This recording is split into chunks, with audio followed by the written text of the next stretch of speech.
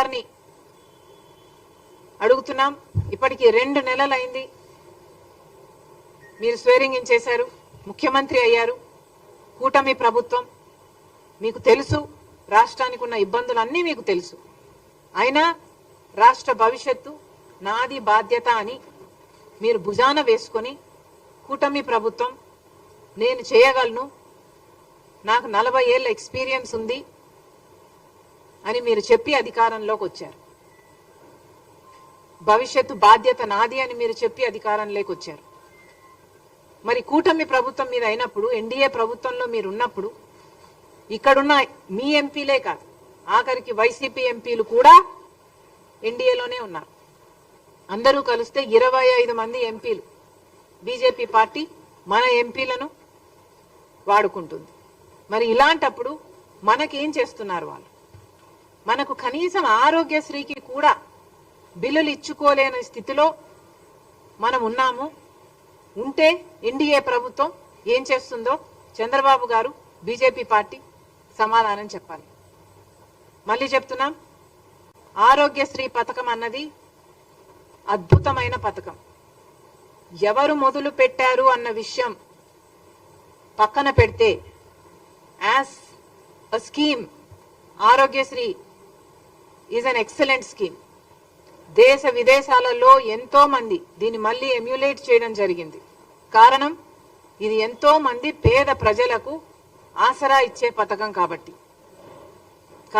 ఈ ఆరోగ్యశ్రీ పథకాన్ని రక్షించాల్సిన బాధ్యత ప్రతి నాయకునికి ఉంది, ఇర్రెస్పెక్టివ్ ఆఫ్ పార్టీస్. ఎవరు అధికారంలోకి వచ్చినా కూడా.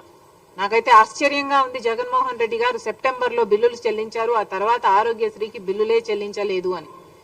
అసలు ఆరోగ్యశ్రీకే కాదు, ఫీజు రీయింబర్స్మెంట్ కూడా బకాయిలు ఉన్నాయి. అసలు జగన్మోహన్ రెడ్డి గారు, రాజశేఖర్ రెడ్డి గారు తలపెట్టిన జలయజ్ఞంకు కూడా 54 ప్రాజెక్టులు రాజశేఖర్ రెడ్డి గారు తలపెడితే 12 ప్రాజెక్టులు రాజశేఖర్ రెడ్డి గారు పూర్తి చేస్తే 42 ప్రాజెక్టులు మిగిలిపోయిన ప్రాజెక్టులను నేను 6 నెలల్లో పూర్తి చేస్తాను అని చెప్పిన జగన్మోహన్ రెడ్డి గారు, నేనే వారసుని అని చెప్పుకుంటున్న జగన్మోహన్ రెడ్డి గారు, మరి రాజశేఖర్ రెడ్డి గారి జలయజ్ఞం ప్రాజెక్టులు మీరు ఎందుకు పూర్తి చేయలేదు? మీరు సమాధానం చెప్పాల్సిన అవసరం ఉంది. మీరు రాజశేఖర్ రెడ్డి గారికి ఇంత ప్రియమైన ఆరోగ్యశ్రీ పథకానికి కూడా బిల్లులు చెల్లించలేదు. జగన్మోహన్ రెడ్డి గారి విషయం పక్కన పెడితే ఇప్పుడు చంద్రబాబు గారు ముఖ్యమంత్రిగా ఉన్నారు. Irrespective of parties, this is an excellent scheme. Chandrababu గారికి ఆరోగ్యశ్రీని రక్షించాల్సిన బాధ్యత ఎంతైనా ఉంది. ఆరోగ్యశ్రీ మన ప్రజలకు ఎంతో పనికొచ్చే పథకం కాబట్టి చంద్రబాబు గారు వెంటనే జోక్యం చేసుకోవాలి. మళ్ళీ చెప్తున్నాం, ఎన్డీఏకి మన అందరు ఎంపీలు, 25 మంది ఎంపీలు పార్టీలకు అతీతంగా మొత్తం అందరూ ఉడిగలు చేస్తున్నారు బీజేపీ పార్టీకి. మరి అలాంటప్పుడు కనీసం ఆరోగ్యశ్రీని కూడా బతికించుకోలేకపోతే మరి ఇంతమంది ఎంపీలు బీజేపీకి ఇచ్చి ఏమి లాభం? చంద్రబాబు గారు ఎలాగైనా చేసి ఏం చేస్తారో తెలియదు. రాష్ట్రం ఈ బడ్జెట్ నుంచి ఇస్తారో, కేంద్రం నుంచి తెస్తారో, ఏమి చేస్తారో ప్రజలకు అనవసరము. కానీ ఆరోగ్యశ్రీని బతికించాలని కాంగ్రెస్ పార్టీ డిమాండ్ చేస్తుంది. ఇప్పటికీ వీళ్ళకి, ఈ అసోసియేషన్ కే 2500 కోట్ల రూపాయలు బకాయిలు ఉన్నారంట. ఇది కాకుండా మిగతా ప్రైవేట్ హాస్పిటల్ అన్ని కలుపుకుంటే ఇంకొక 500 కోట్లైనా ఉంటుంది అనే అంచనా. ఆ 3000 కోట్లను చంద్రబాబు గారు ఏ పద్ధతిలో తీరుస్తారు, ఎప్పుడు తీరుస్తారు? వీళ్ళని పిలిపించండి, మాట్లాడండి, వీళ్లకు భరోసా కల్పించండి. కనీసం 15-20% ఇప్పుడు వెంటనే రిలీజ్ చేయండి.